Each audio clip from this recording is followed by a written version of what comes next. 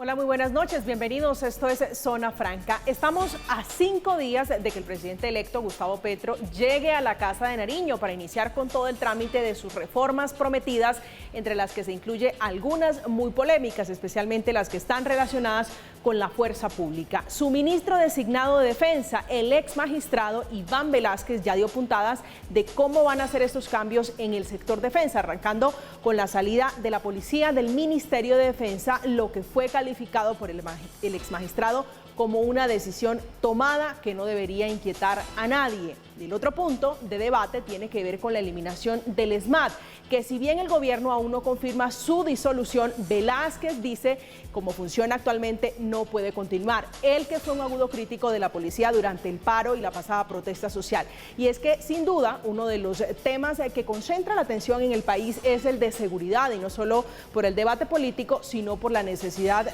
de la gente de a pie que reclama poder andar en la calle sin miedo, sin ser atracada, para atacar además la cadena de narcotráfico que golpea en todas las edades y todos los estratos sociales, y por supuesto garantizar la vida en un país con altos índices de homicidios, un país que es particularmente violento. Más de 13.000 personas han sido asesinadas durante el año pasado, y esta noche vamos a hablar de los retos de seguridad y defensa que le esperan al gobierno de Gustavo Petro, pero también a su ministro designado, que ha sido duramente cuestionado. Ese es uno de los nombramientos polémicos de la nueva administración. Bienvenidos.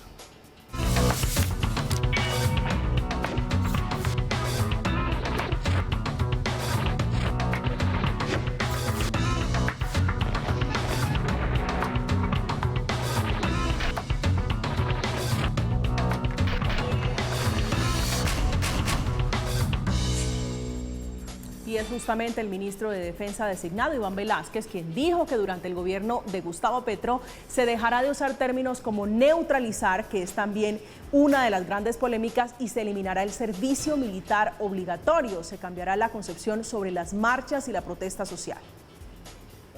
Entiendo, por lo que he conocido respecto de integrantes de primera línea, personas que asumen desde otra perspectiva, no terrorista, la expresión de la protesta ciudadana.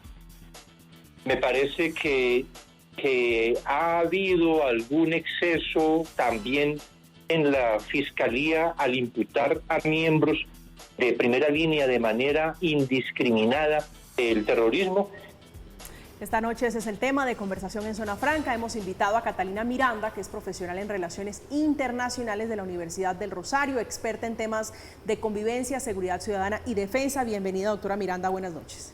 María Camila, muchas gracias, y por supuesto a Zona Franca por esta invitación y a todos los que nos están viendo en esta misión. Sí, señora, en la mesa está también Libardo Asprilla, que es concejal de Bogotá por el Partido Verde, de los verdes que han acompañado al ahora presidente electo Gustavo Petro. Concejal, muy buenas noches y bienvenido. María Camila, buenas noches, un saludo especial para ti y mi contertulia. Gracias, señor. ¿Cómo están leyendo ustedes este cambio de viraje, este cambio de lenguaje y de narrativas alrededor de lo que va a ser seguridad y defensa en el país con el gobierno de Gustavo Petro?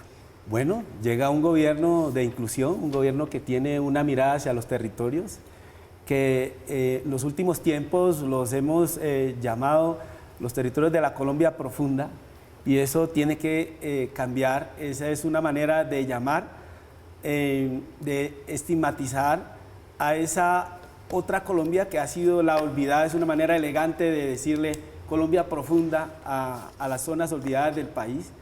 Y ahí está gran parte del germen de la violencia que estamos viviendo, que se traslada a las ciudades a título de desplazamiento, a título de narcotráfico, porque la gran producción de narcotráfico de coca se da es en esos territorios por cuenta del descuido histórico que ha tenido el Estado, sobre todo en los últimos años. Doctora Miranda. María Camila, yo creo que lo vemos con mucha incertidumbre. Y lo vemos con incertidumbre porque hay propuestas que obviamente son polémicas porque generan cambios que son estructurales.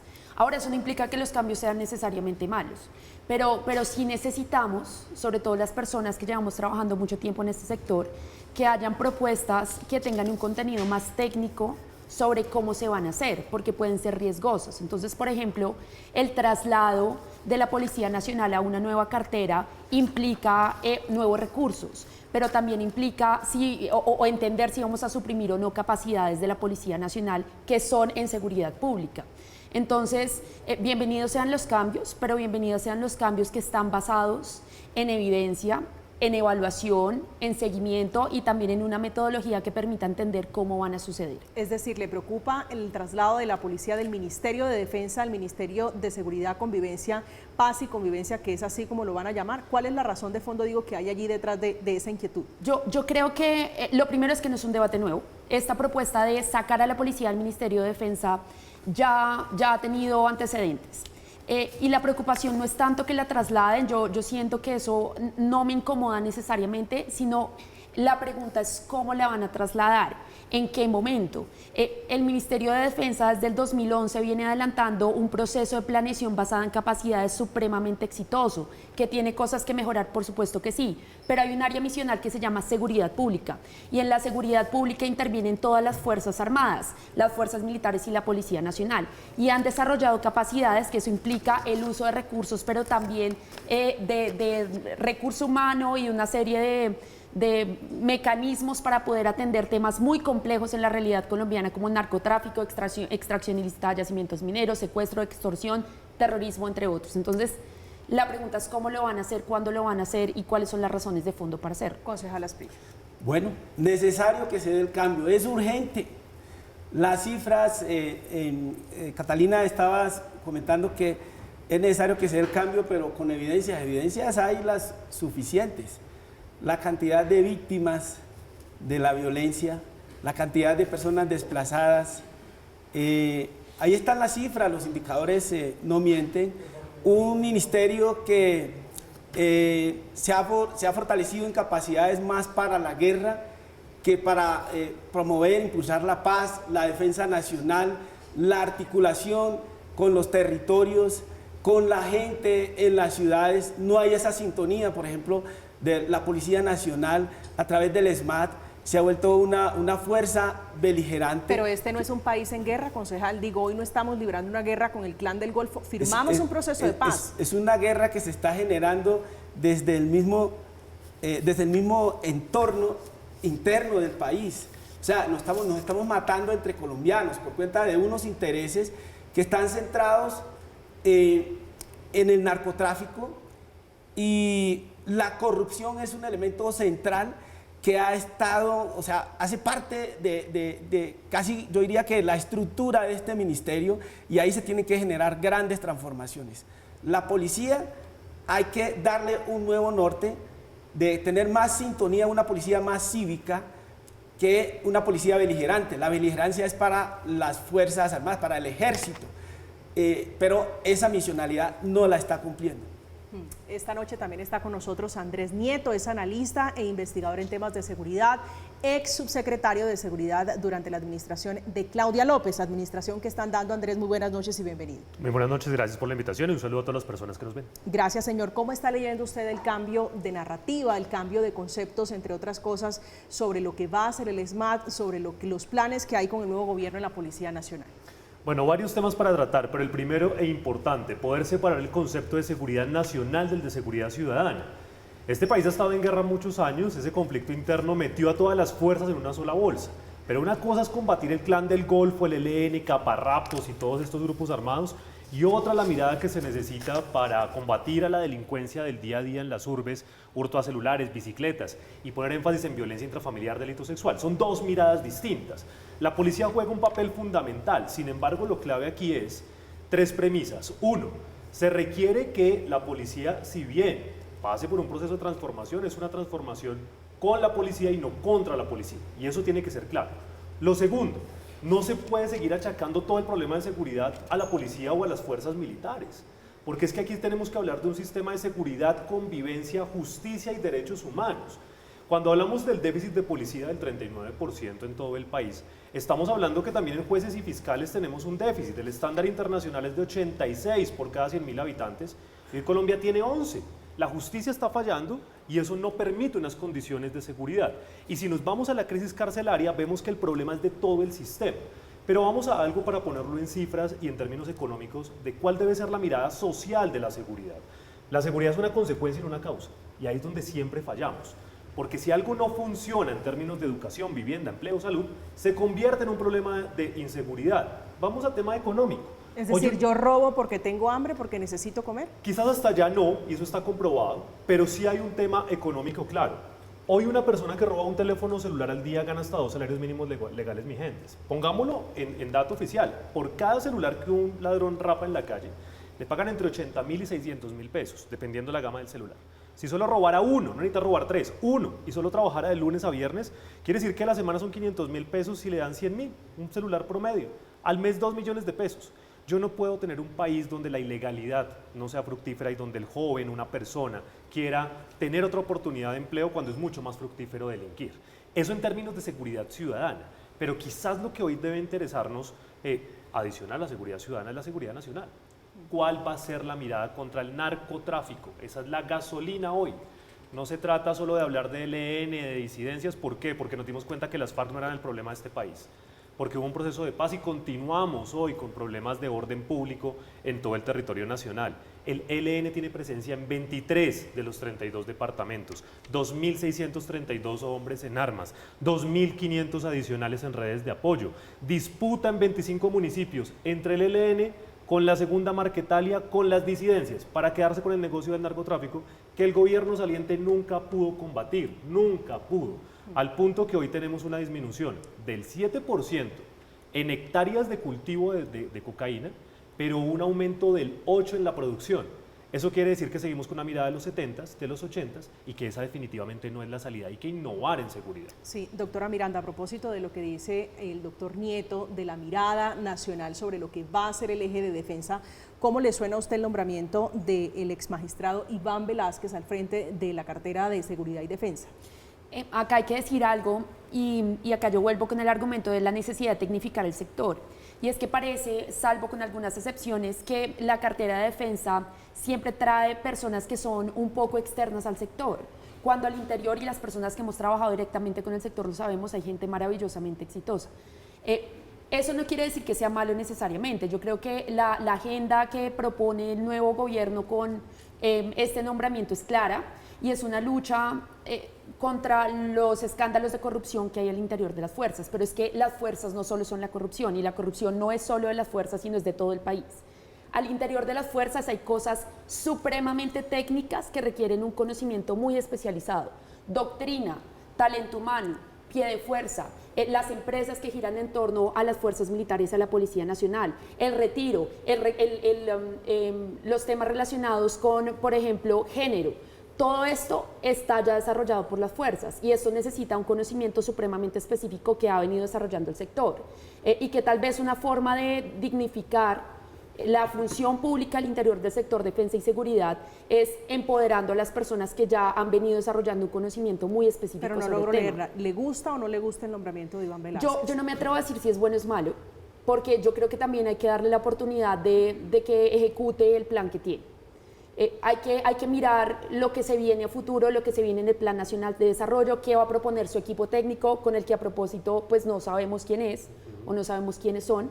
Yo no me atrevo a decirte, María Camila, si me incomoda o no. Me hubiera gustado ver a personas que sonaban en el run run que podrían estar en estos cargos y que ya habían tenido un acercamiento con las fuerzas.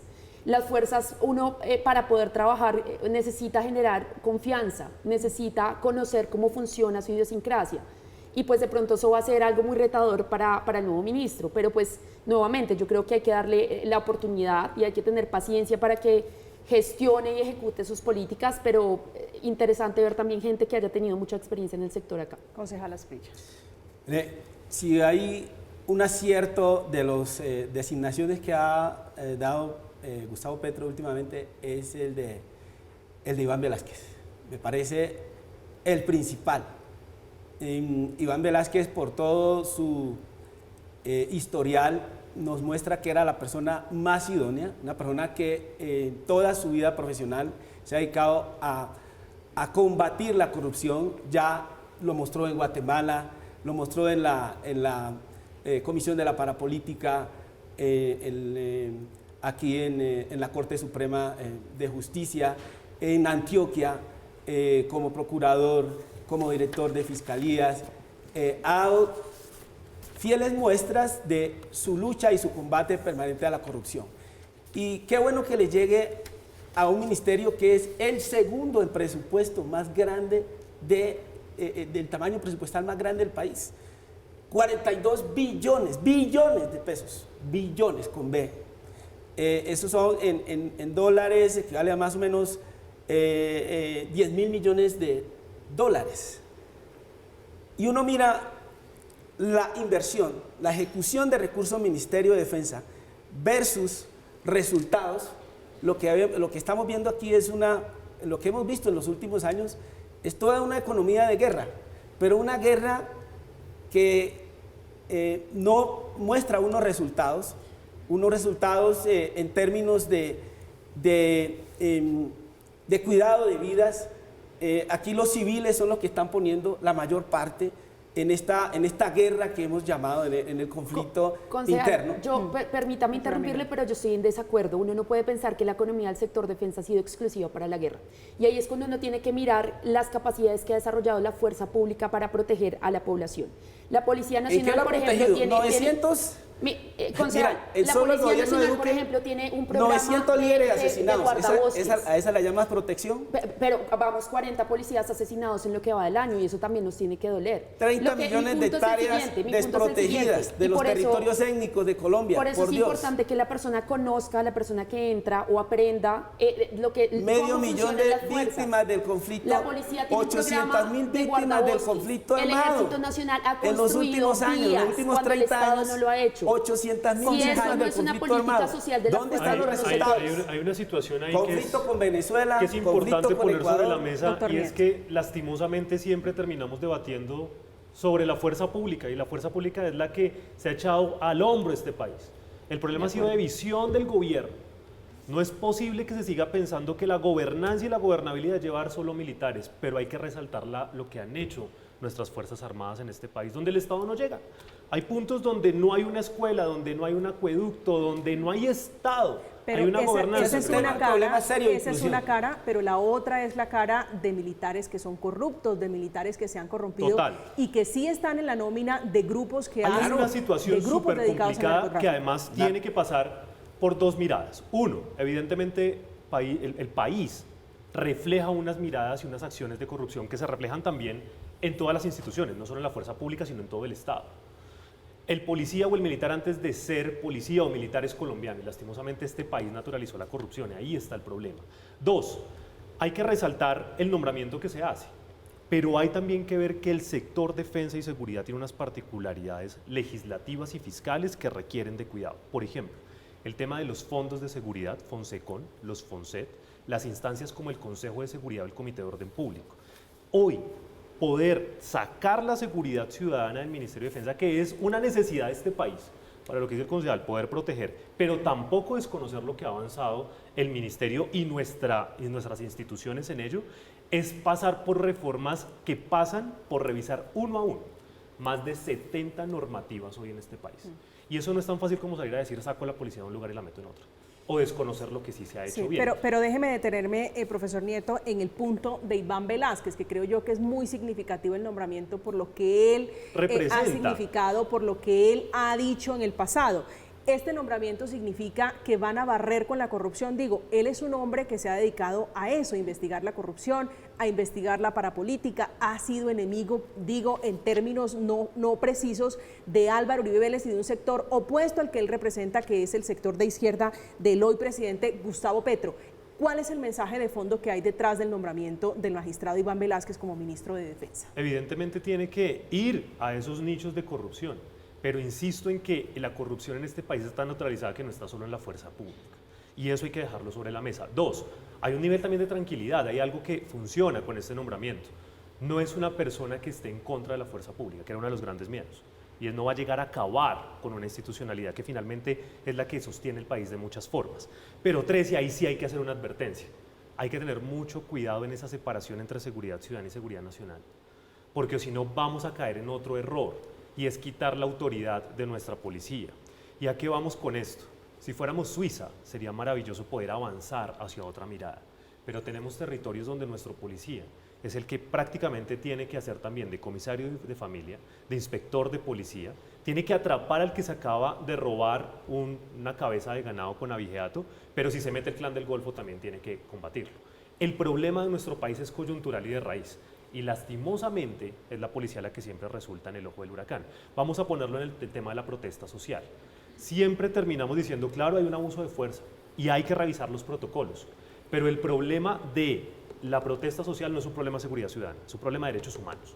Es un problema de derechos humanos porque no es porque la policía está ingresando a una marcha o porque la detiene, sino porque la gente marcha. La gente marcha porque el sector salud no funciona, la gente marcha porque la reforma tributaria no estaba bien, los estudiantes marcharon porque están cansados de la calidad de educación de este país. Entonces terminamos debatiendo si el problema es la policía, cuando el problema es de fondo de otros sectores. Yo le propongo que vayamos por partes, primero para hablar de lo que representa el nombramiento concejal Asprilla del doctor Iván Velázquez al frente de esta cartera. Pienso que llega a destapar una serie de ollas podridas. Si algo no deja que la seguridad funcione adecuadamente en nuestro país, es la corrupción que hay al interior de la entidad, porque no se compadece un ministerio que es el segundo en el rubro presupuestal de la nación, con 42 billones de pesos, no de los resultados que debiera dar, por cuenta de que ha estado permeado por los grupos al margen de la ley. Y eso es vox populis, eso lo conocemos. Clan del Golfo interactúa en algunos sectores, ¿sí? No con toda la fuerza pública, pero tiene permeada la fuerza pública, así que no nos llamemos a engaños. Tenemos cerca de 250.000 militares y cerca de 160.000 policías que debieran estar cubriendo todos los territorios del país, pero resulta de que la fuerza pública, tanto en lo que tiene que ver con su misionalidad, como decía ahora el doctor Nieto, los dos frentes, el Frente Ciudadano, que es la policía, y el Frente de la Defensa de la Seguridad Nacional, que es el ejército, están dedicados una gran proporción a cubrir privilegios. Empresas, por ejemplo, que están dedicadas a actividades ilegales en territorios de esa otra Colombia, que casi no la vemos. Como por ejemplo, ¿sí? ¿Cuál empresa? Todos los temas, muchos temas de minería ilegal, ¿sí? Están siendo salvaguardados, ¿sí? Muchos temas de producción agrícola extensiva en territorios étnicos, por ejemplo, están invadidos. ¿Usted cree, concejal, que a propósito de la transición, a propósito del cambio de gobierno, es el primer gobierno de izquierda, va a haber una gran purga en las fuerzas militares, en la fuerza pública? Yo creería que sí, y es necesario. Es necesario. Hoy la fuerza pública está dedicada a cubrir privilegios, más no al grueso de la población vulnerable, que es la que más lo necesita. Necesitamos que los campesinos puedan producir con tranquilidad. No lo están haciendo porque tienen que pagar los comerciantes, los empresarios. Están siendo extorsionados en el día a día, lo estamos viendo en las ciudades, todo ese fenómeno. Concejal, el del Golfo fenómeno de falta de presencia del Estado en esos territorios incluso se está trasladando ya a las ciudades. Doctora los comerciantes, los empresarios están pagando extorsiones para poder trabajar.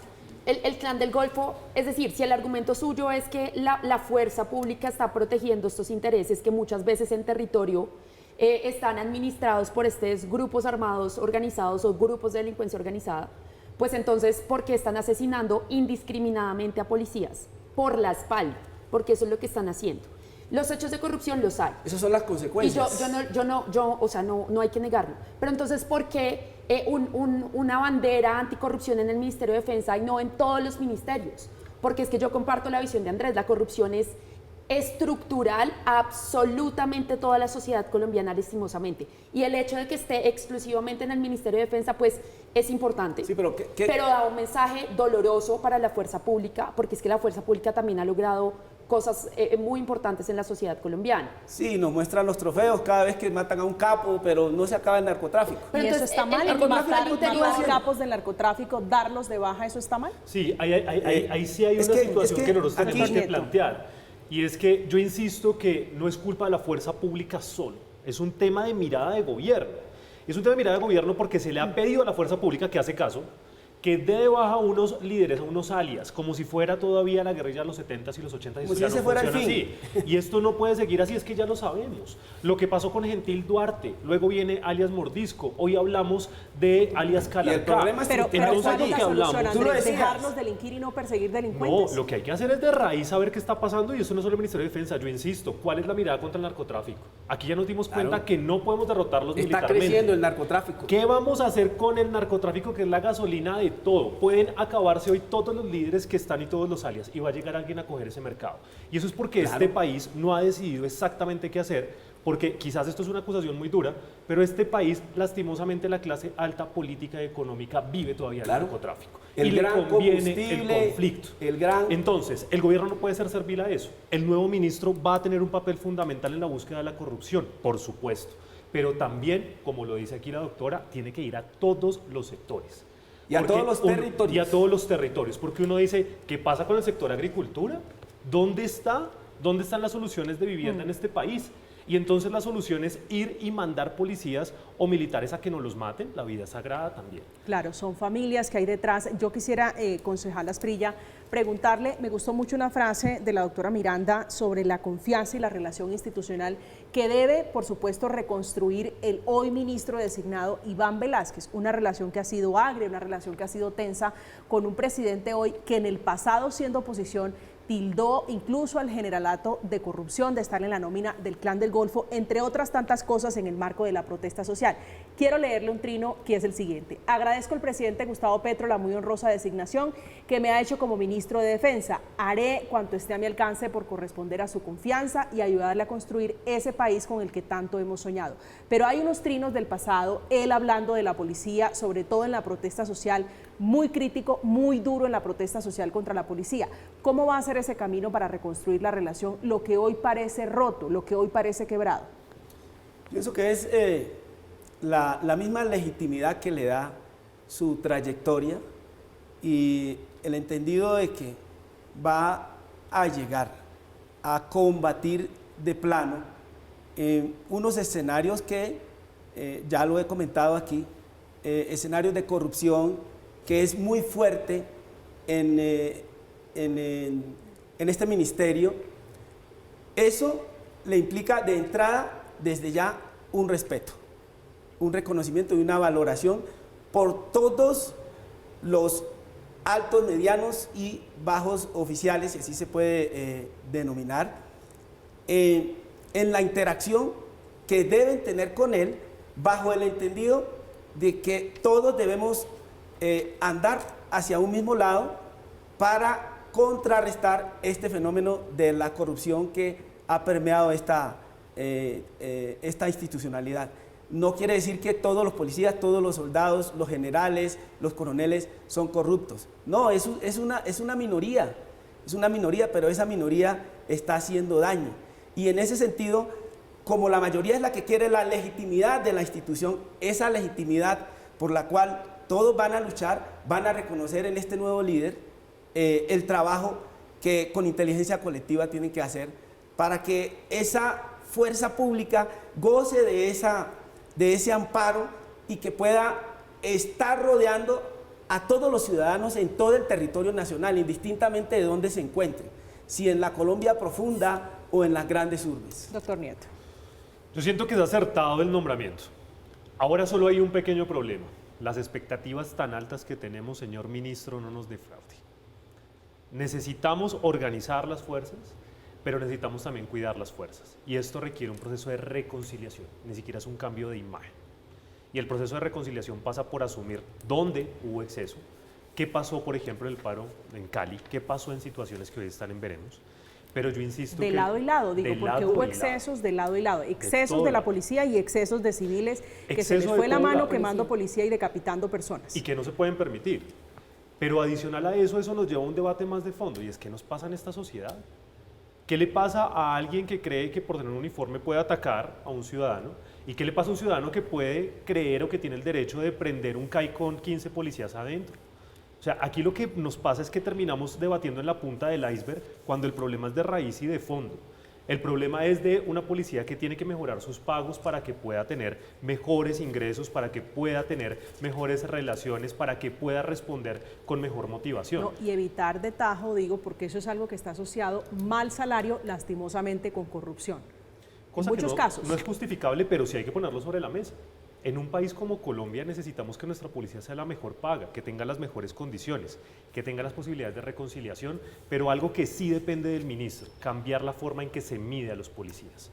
Si al policía se le sigue exigiendo como si fuera un indicador de militar por número de capturas, de incautaciones y disminución de cifras frías, pues jamás va a poder avanzar hacia una policía que sea de convivencia y donde el ciudadano se sienta protegido. Pero eso no es culpa del policía de a pie. Eso es culpa de una cartera que ha exigido eso al policía y que en el orden de esa presión que da la misma institución terminamos con estas situaciones complejas al interior de la institución y por fuera también. Doctora Miranda. Y ahí yo creo que hay otros temas que son importantes. A mí me angustia un poco que los temas se centren exclusivamente en la corrupción, que es algo que hay que tratar, ya, sin lugar a dudas. Pero hay otros problemas que son estructurales de la fuerza. Se acaban de retirar 10.000 policías. Tenemos un déficit de policía. Se ha hablado también de eliminar el servicio obligatorio. Se han escuchado rumores también de la desfinanciación del sector. O sea, con todos estos cambios, yo creo que puede haber, si se llegan a implementar, tal vez no, tal vez en el ejercicio de evaluación del sector, pues las cosas cambien, pero si se llegan a implementar de una manera muy precipitada, pues sin lugar a dudas van a producir un efecto en la seguridad de los colombianos muy grave. La evidencia muestra que en los 5 años después de un escenario posconflicto como el que estamos viendo en Colombia, que al mismo tiempo sigue en conflicto, si se reduce vertiginosamente el presupuesto del sector defensa, la posibilidad de la reactivación del conflicto es extremadamente grande.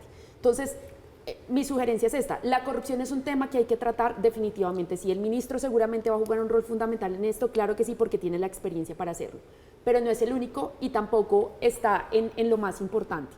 ¿Qué vamos a hacer con el decremento del pie de fuerza de la Policía Nacional? Si al mismo tiempo también y el Ejército se quiere reducir o se quiere eliminar el servicio militar obligatorio. ¿Qué vamos a hacer si se quiere financiar al sector? ¿Cuál es la importancia que tiene para el nuevo ministro los temas de convivencia? Esos son temas que se han dejado absolutamente olvidados por el sector y por las autoridades de policía, que son los alcaldes y los gobernadores en territorio. Usted también. ¿Cómo va la implementación del Código Nacional de Convivencia y Seguridad Ciudadana? Usted también Nulo. avisó una purga, como dice el concejal Asprilla, digo, una sacada de generales, de coroneles. Yo estuve escuchando las intervenciones que dio el nuevo ministro y él asegura que no va a ser así. Y yo le doy la confianza. Esperemos que no sea así, porque en la cúpula hay gente supremamente preparada. Yo pienso que sí se va a dar una purga y va a ser necesaria para que se den esas grandes transformaciones, como lo hizo cuando estaba en la Corte Suprema. Más de 60 congresistas, por cuenta de una acción legítima del Estado, y lo logró. Es que aquí se quería refundar la patria, cuando la Junta de Ralito, ¿me recordará el doctor Nieto? Cuando la Junta de Ralito, que se reunieron congresistas, altos funcionarios del Estado, con el presupuesto de refundar la patria. Y eso implicaba que se unía las fuerzas irregulares e ilegales de paramilitarismo con las fuerzas del Estado para redistribuirse el poder en el país. Hay un punto claro. Fueron más de 60 congresistas que fueron condenados por cuenta de ellos. Y en ese mismo orden, ¿sí?, Iván Velázquez es un llamado, es un ungido, ¿sí?, no de Dios, pero sí del país, de la ciudadanía colombiana, que lo reclamamos para que haga, encabece todo ese ejercicio, pues mientras dentro se prueba de la corrupción, mientras se prueban los procesos, organismos como estos. El ungido, si se cumple lo que usted dice, la gran purga, sacarán a muchos generales que muy seguramente tienen que salir, pero también tienen lo que se conoce como la presunción de inocencia.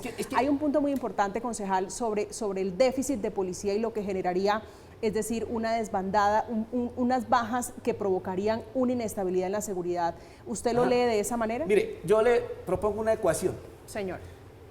Hace más de 60 años teníamos menos policías y menos soldados que ahora. Y la fuerza pública tenía cobertura en todo el país. Yo soy de una población que se llama Tagachí. a orillas del río Atrato. En los años, a final de los años 70, ese pueblo tenía inspector de policía, tenía más de 15 policías en la estación, patrulla permanente del ejército, y estábamos en condiciones de paz. Hoy, ese número de efectivos se ha casi que quintuplicado. ¿Dónde están? Hay que mirar dónde están ahora. ¿Qué servicios son los que están prestando? Están detrás de ciertos personajes, ¿sí? Que tienen cantidad. Aquí hay personajes de la vida pública que tienen más de 200 hombres a su servicio. Por favor, eso no se corresponde con un país como Colombia. Mire, Colombia es la segunda nación de América Latina que dedica su presupuesto a defensa nacional. Pero ¿cuál es la defensa nacional? ¿Dónde está esa defensa nacional? No hay ninguna defensa nacional, por Dios. Y entonces, ¿dónde está ese pie de fuerza? ¿Dónde que está prestando servicio? Detrás de unos intereses particulares, no del interés general. Doctor y aquí hay que ir por el interés general, por esos territorios que han sido olvidados donde no hay presencia de Estado. Doctor Nieto. Si lográramos separar el debate de qué deben hacer las Fuerzas Armadas y Militares de la policía, sería el primer paso. Porque es que hoy hay una mezcla tan rara que empezamos también a ver que no se sabe exactamente qué están haciendo qué. Ahora, en términos de seguridad ciudadana, es decir, de la policía, de la mediación, resolución de conflictos, aquí se requiere una transformación ahora también social y comunitaria.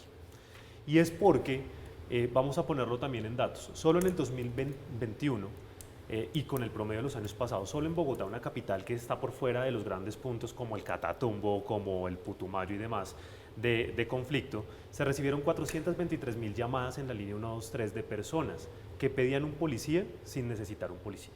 Entonces tenemos un déficit de policías, desgastamos a los pocos policías que tenemos en temas que son de convivencia, de autorregulación, de cultura ciudadana. Nadie debería tener un policía al lado para no poner música a las 3 de la mañana un miércoles o para recoger el excremento de un perro. Si la ciudadanía sigue con dos visiones que hay que acabar, no vamos a llegar a ningún lado. ¿Cuáles son las dos visiones? Primero, buscan un gran mesías que arregle un desastre de más de 100 años que es este país. Y eso no pasa así. Es compromiso de todos los sectores, de todas las acciones y una reconciliación en aras de paz y garantía de derechos. Y dos, si nosotros creemos que necesitamos a alguien al lado que regañe al vecino, que regañe al otro, que lo ajusticie o que corte cabezas en la mitad de una plaza para comportarnos bien, aquí lo que vamos a tener es una retaliación, unas venganzas constantes e históricas, una bola de nieve que nunca va a acabar. Pues será un cambio profundo, una transición muy importante en la cartera de defensa. Al frente Iván Velázquez, que dice que se tiene que cambiar no solo el manejo de la fuerza pública durante manifestaciones, sino también la mirada sobre los protestantes, que no son enemigos del Estado. Esos protestantes que se enfrentaron con palos, con piedras y con todo tipo de artefactos a la policía, que dicho sea de pasos, también se pasó, también hubo excesos en esa parte de la historia. Y que no puede ver en los manifestantes al enemigo, que tiene que respetar la protesta y generar los ambientes necesarios, adecuados, para que esa protesta pueda desarrollarse en marcos de convivencia, de tranquilidad, no de enfrentamiento, de confrontación.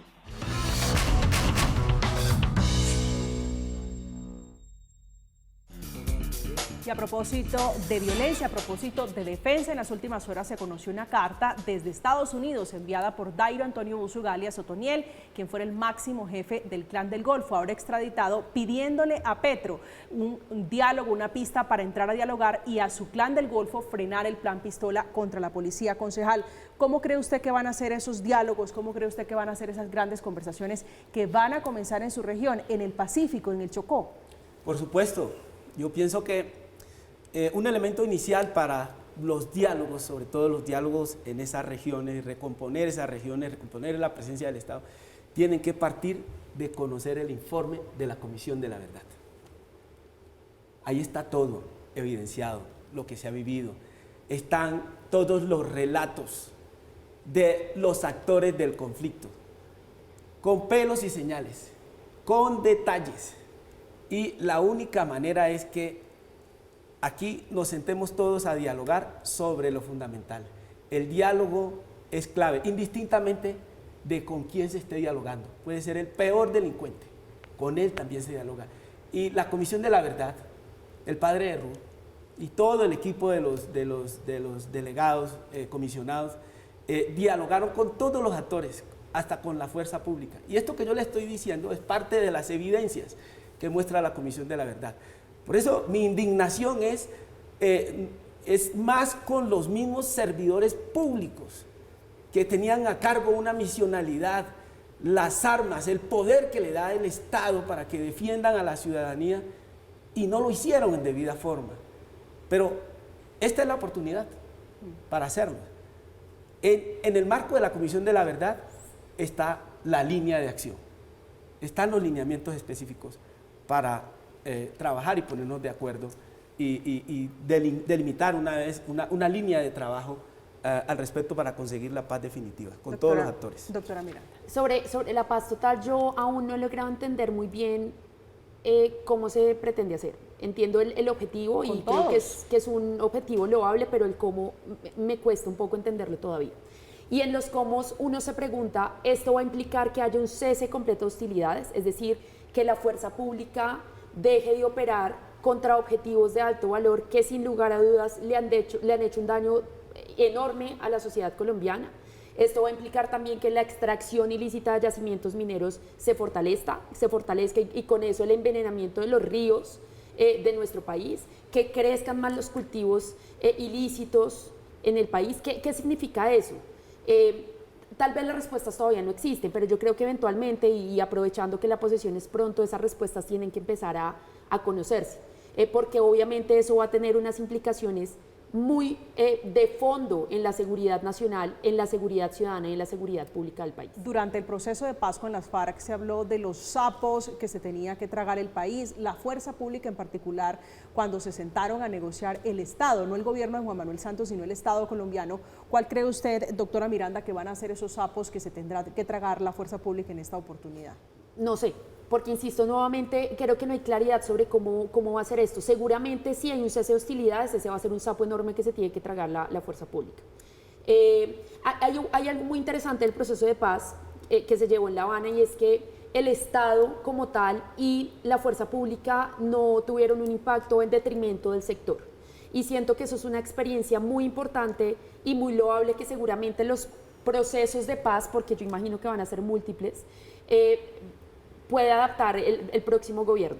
Pero como no sabemos muy bien cómo se van a hacer, quiénes van a ser los interlocutores del ELN, quién va a ser el interlocutor, uno puede avisorar una cabeza del ELN, yo creo que no. Entonces, hasta que no tengamos más información sobre con quiénes se van a hacer, pues yo creo que no sabemos cuáles son los sapos que el Estado tendrá que tragarse. Andrés. Yo creo que más que sapos son aprendizajes de lo que pasó con el proceso con las FARC, pero hay que partir de una premisa. Y es una negociación, un acuerdo de paz, no es para suprimir al otro o para reducirlo, porque por eso es una negociación, un acuerdo de paz. Creo que eso fue lo que acabó precisamente, y hay que decirlo, con el proceso de paz en esta administración nacional. Y es que no se cuidaron los acuerdos. Tan parte de eso es porque siempre se pensó o se manejó un discurso que las FARC debían rendirse ante el gobierno nacional. Cuando la situación de fondo es que nunca el gobierno nacional logró derrotar a las FARC. Ahora, veamos actualmente, hay algo que sí no podemos dejar pasar, y es, en otro eventual proceso de paz o en cualquier situación, no puede seguir la política de extradición que hoy tenemos y que se vayan estas personas con la verdad de las víctimas. Lo que pasó con Otoniel, y que las víctimas lo dicen, no es sencillamente una extradición, es que el personaje se lleva 212 procesos o archivos que están hoy todavía en investigación desde la masacre de Mapiripán en adelante. Y lo que no puede pasar es que sigamos pensando que un proceso de paz es borrón y cuenta nueva. Ahora, la doctora Miranda toca un punto fundamental, y es que no se trata de un cese al fuego o de acción porque sí, porque no podemos rendirnos frente a una situación donde estas personas están también matando no solo policías, sino personas. Y ahí no podemos entonces decir, listo, empecemos como si nada hubiera pasado, porque sí está pasando. Ahora, parte y encerrando todo esto, es ver que uno se da cuenta que el proceso de paz termina, así como en el tema de la protesta social, siendo un debate de militares, de defensa o de policía, cuando es un problema estructural. ¿Qué nos pasó con el proceso de paz hoy con las FARC? Claro, ya no están las FARC, pero el Estado nunca llegó.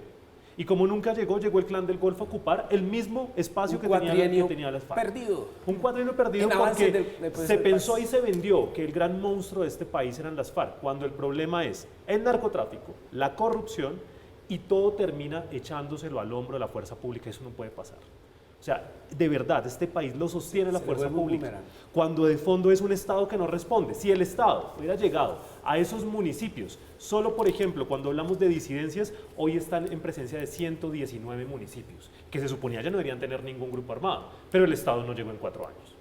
Una disidencia que se ha fortalecido y un ELN que también está pidiendo pistas, entre otras cosas, con advertencia a Gustavo Petro sobre la calle, si llega a no cumplir sus planes de gobierno. Advertencias que también le hace la primera línea, que muy seguramente también va a entrar dentro de ese paz total que ha propuesto el próximo gobierno, el gobierno que entra el próximo 7 de agosto. A propósito de esto, la policía y del plan Pistola del Clan del Golfo publicó una lista de 74 personas que estarían vinculadas con el paro armado y el asesinato indiscriminado de policías. Se ofrece hasta 50 millones de pesos de recompensa por información sobre estos sinvergüenzas, sobre estos integrantes del Clan del Golfo de Otoniel.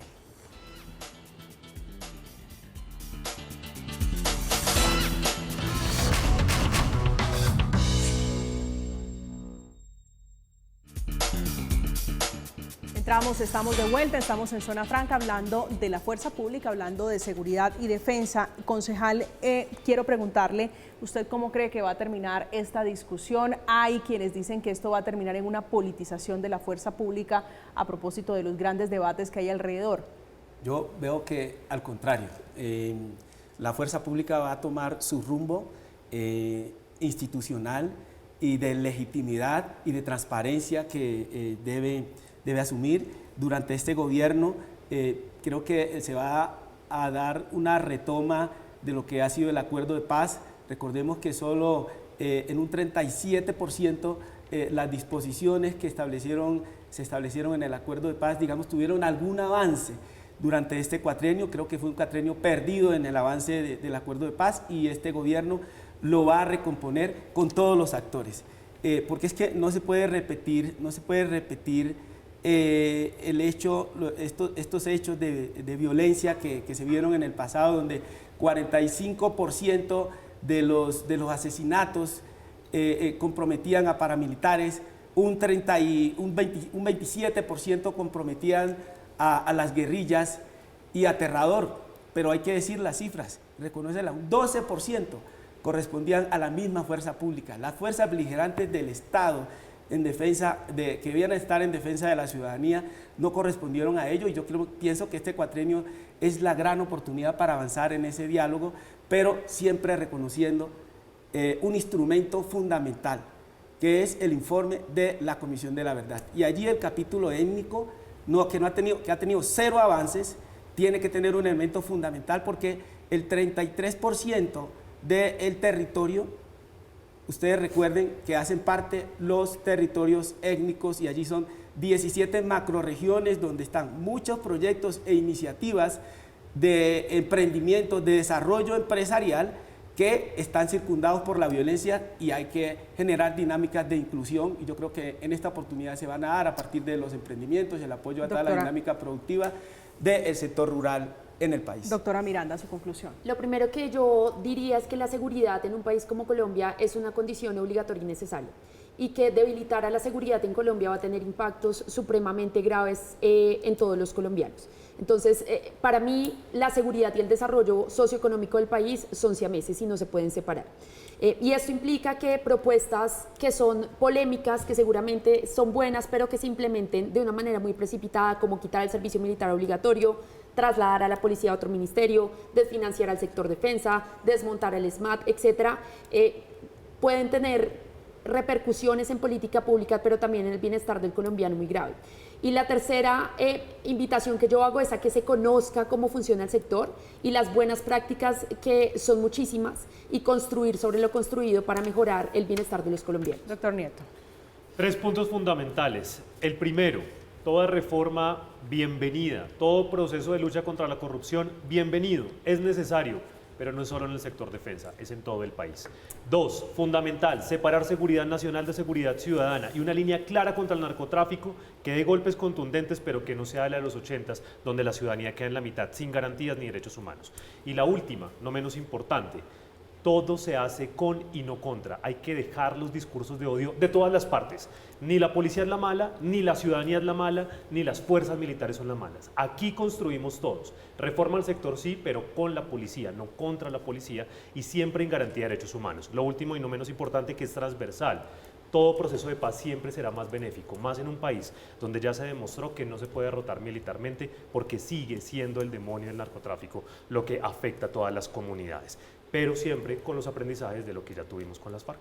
Una nueva mirada, una nueva perspectiva y lectura sobre lo que es la seguridad y defensa, sobre las fuerzas militares, sobre la fuerza pública en general. A propósito de la discusión de seguridad y defensa, Cuba podría ser la sede de diálogos de paz total, lo dice el presidente Gustavo Petro, que le pide a la isla que vuelva a servirle a Colombia. Irían Danilo Rueda, que es el comisionado para la paz, y Álvaro Leiva, que es el canciller del próximo gobierno. Llegamos al final de Zona Franca. Ustedes, como siempre, gracias. Esta noche con nosotros Catalina Miranda, Libardo Asprilla y Andrés Nieto, hablando de seguridad y defensa y de las grandes reformas que vienen en materia de seguridad para el país. Terminamos. Gracias por acompañarnos.